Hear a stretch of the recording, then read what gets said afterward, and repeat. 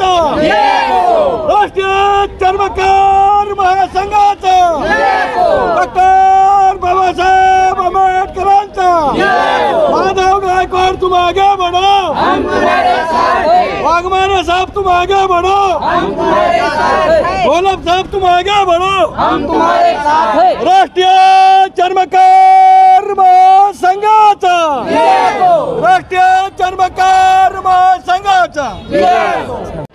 आज मुंबई येथील आझाद मैदानामध्ये राष्ट्रीय चर्मकार महासंघाचा भव्य असा मोर्चा झालेला आहे। आपल्यासोबत या ठिकाणी माधवराव गायकवाड आहेत। नक्की या ठिकाणी कोणता प्रश्न होता, आपण प्रत्यक्षात त्यांच्याशी बातचीत करूया।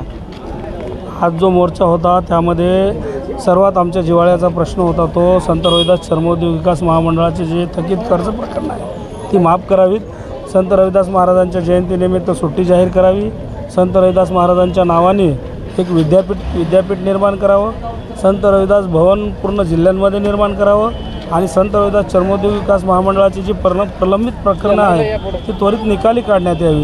त्याच्यानंतर संत रविदास चर्मोद्योग विकास महामंडळाला अद्ययावत असं ऑफिस द्या, त्याच्यामध्ये कर्मचारी द्या आणि त्याच्यात मुळात चर्मकार समाजाचे कर्मचारी द्या, हीच मागणी आम्ही मुख्यमंत्र्यांना मागितली आणि अंशतः त्यांनी मान्य केली। येणाऱ्या विधानसभेच्या पूर्वी जर आपल्या चर्मकार समाजाच्या मागण्या पूर्ण नाही झाल्या तर आपल्या समाजाची कोणती भूमिका असणार?